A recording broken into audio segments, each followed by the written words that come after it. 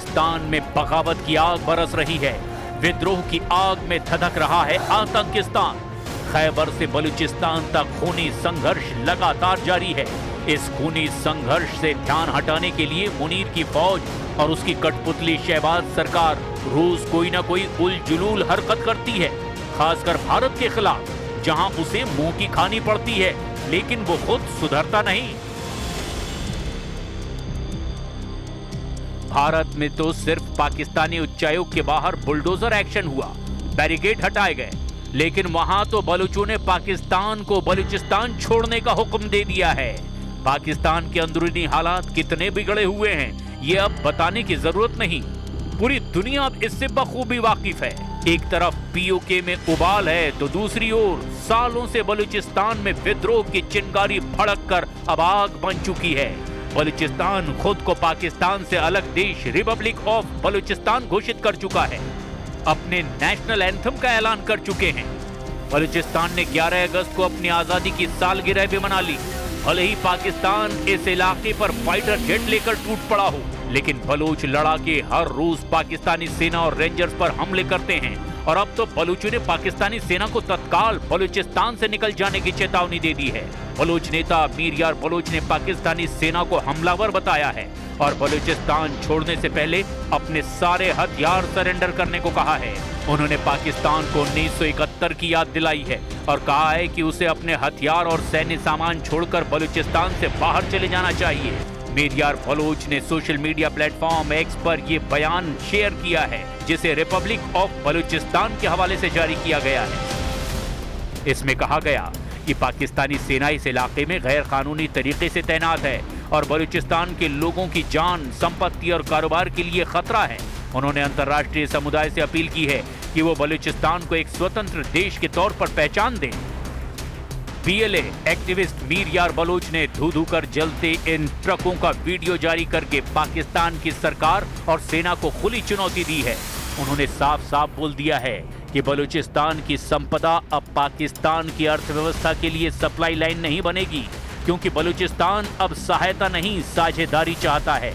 दावा किया गया कि पिछले कुछ दिनों में बलूचिस्तान में बागियों ने 1-2 नहीं बल्कि 40 ट्रक फूंक डाले हैं, जिससे करीब 2 अरब पाकिस्तानी रुपयों का नुकसान हुआ है।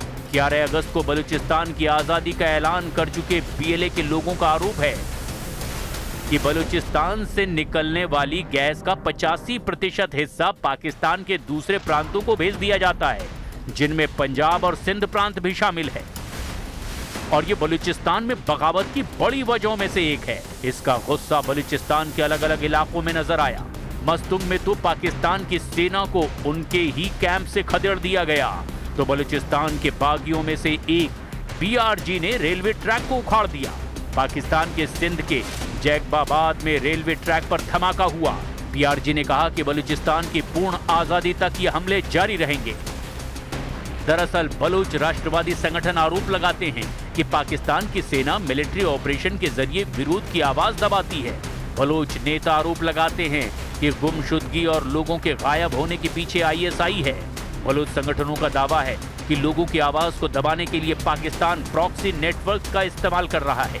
बलूच नेताओं ने आरोप लगाया कि बलूचिस्तान में लोगों की आवाज दबाने का पूरा खाका इस्लामाबाद से तय होता है, जिसको लेकर लोगों में जबरदस्त गुस्सा और विद्रोह है। वैसे तो बलूचिस्तान में विद्रोह की आग दशकों से जल रही है, लेकिन अब वो आग बारूद बन चुकी है, जो रह रहकर पाकिस्तानी सेना के ऊपर मौत बनकर बरसती है। बलूचिस्तान के अलावा पीओके में भी प्रदर्शन चलता रहा। रावलाकोट से लेकर मुजफ्फराबाद तक कश्मीरियों का प्रदर्शन जारी है। पीओके के पलंदरी इलाके में तो बड़ी संख्या में लोग इकट्ठे हो गए, नारेबाजी की। छोटे छोटे बच्चों ने भी अपने गुस्से का इजहार किया।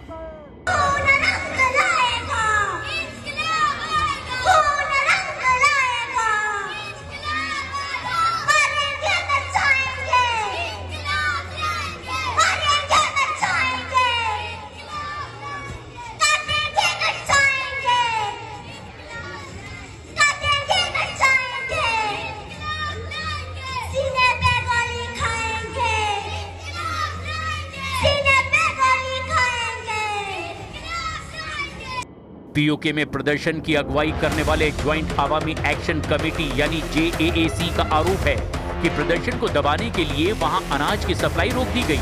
यानी जब मुनीर की सेना गोली से लोगों को नहीं मार पा रही है तो उसने उन्हें भूख से मारने का इंतजाम कर दिया।